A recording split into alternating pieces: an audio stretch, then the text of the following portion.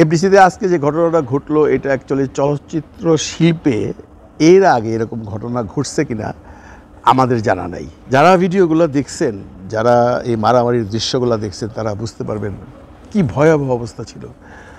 অনেকেই আহত হয়েছেন, অনেক সাংবাদিক আহত হয়েছেন এবং অনেক শিল্পীরাও আহত হয়েছেন, যারা সহশিল্পী।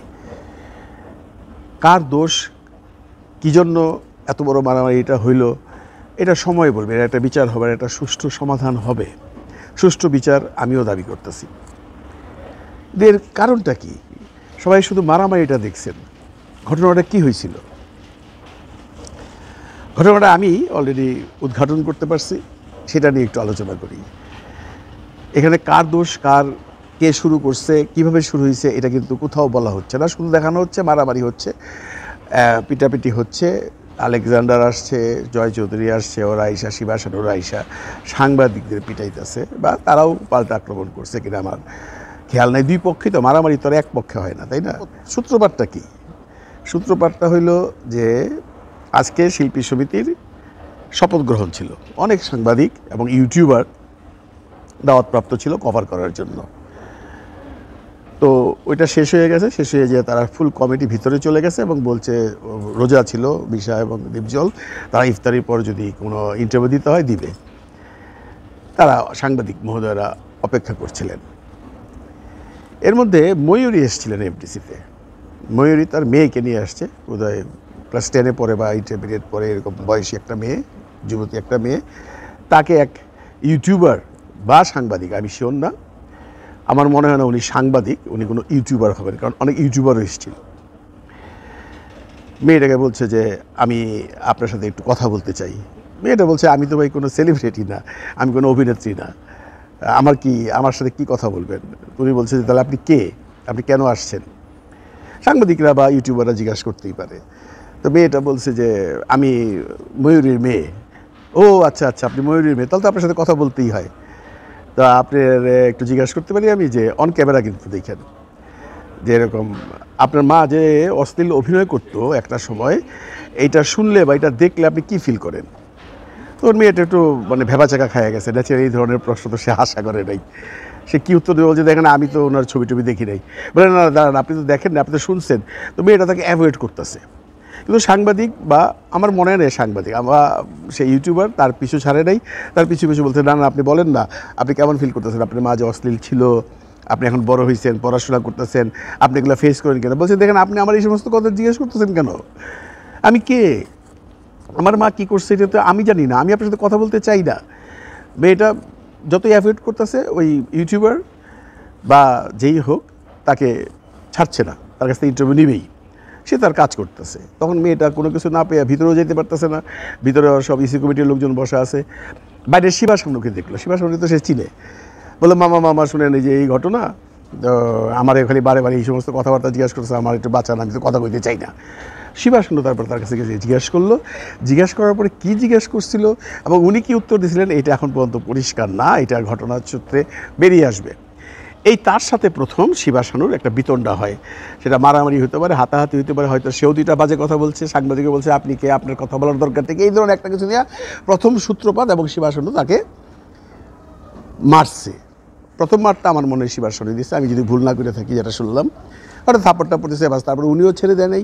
এইটা দেখছে অন্যান্য সাংবাদিকরা, ন্যাচারালি সাংবাদিক ভাইদের কাউর, যেহেতু ওনার হাতে ক্যামেরা ছিল, ওনারা ধরিয়ে নিয়েছে উনি কোনো সাংবাদিক, ওনারা হয়তো যাচাইও করেন নাই, বা উনি সাংবাদিক হয়েও থাকে বা না হয়েও থাকে, উনি তারপরে যে এই বাকি সাংবাদিকরা শিবাসানুকে জিজ্ঞাসা, আপনি মারতেছেন কেন, এই এক কথায় দুই কথায় শিবাসানু, ন্যাচারালি এফডিসির ভিতরে অনেক শিল্পীরা থাকে, ফাইটার ছেলেরা থাকে, শিবাসানুকে যখন মানে ওরা একটু আক্রমণ করতে গেছে, বা শিবাসানু ওদেরকে আক্রমণ করতে গেছে, অন্যান্য যারা ছিল তারা সবাই দেখছে, দৌড়িয়া লাফাইয়া যাওয়া পড়ছে, শিবাসানুর গায়ে হাত দিছে বাইরের লোক বলতে সাংবাদিক হোক আর ইউটিউবার হোক।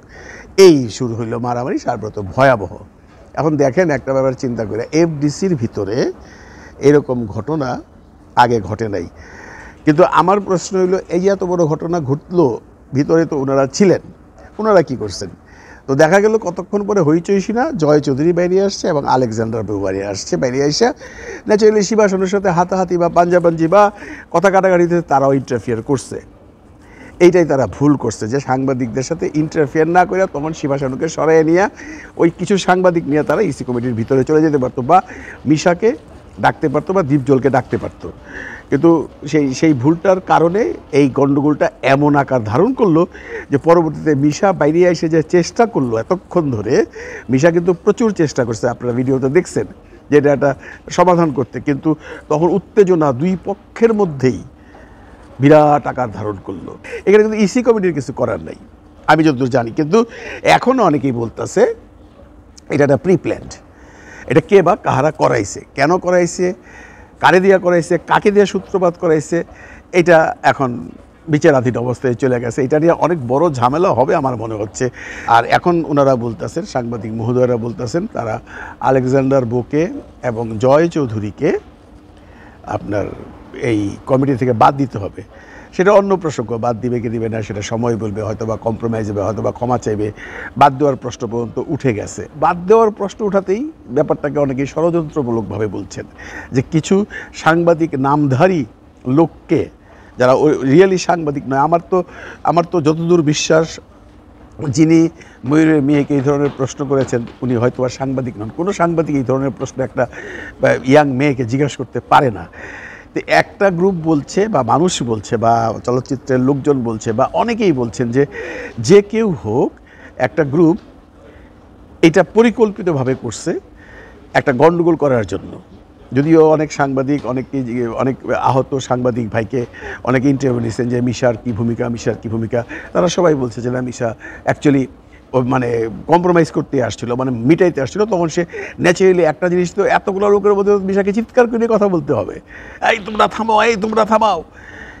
এটাতে অনেকেই আবার বলতেছেন মিশাও খুব উত্তেজিত ছিল। আর এইটাও দেখার বিষয়।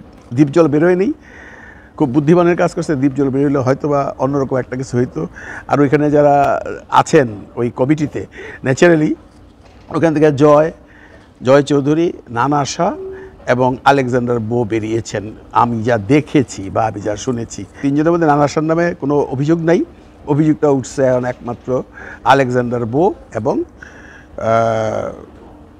আরেকটা কে না, আলেকজান্ডার বো আরেকটা কে দেখলাম, জয় চৌধুরী। এখন এরাও ইয়াং মানুষ, বুঝতে পারছেন, এদেরও রক্ত গরম। এখন কে কোন পরিস্থিতিতে কে কাকে কি বুঝাইছে, কেন এত বড় মারামারিটা হইলো, এটা কিন্তু তদন্ত করতে হবে বন্ধুরা। এটা এইভাবেই শেষ হয়ে যাবে না, এবং এটা নিয়ে অনেক দূর এগুবে। কারণ এখন এই নতুন কমিটির জন্য একটা নতুন দায় এসে পড়লো। যে কোনো কারণেই হোক, কেউ ঘটাইছে হোক বা কেউ ঘটায় নাই, বা অবস্থা দৃষ্টি হয়ে গেছে, এই নতুন কমিটির প্রথম দিন এইভাবে শুরু হইব এটা ওনারাও ভাবে নাই। ওদের এখানে যে মেয়েরা ছিল তারাও ভয় পেয়ে গেছে। Rozina madam, Dilena madam, Sucharita madam যারা ছিলেন, সুব্রত সবাই ভিতরে বেশ মোটামুটি ভয়েই ছিলেন।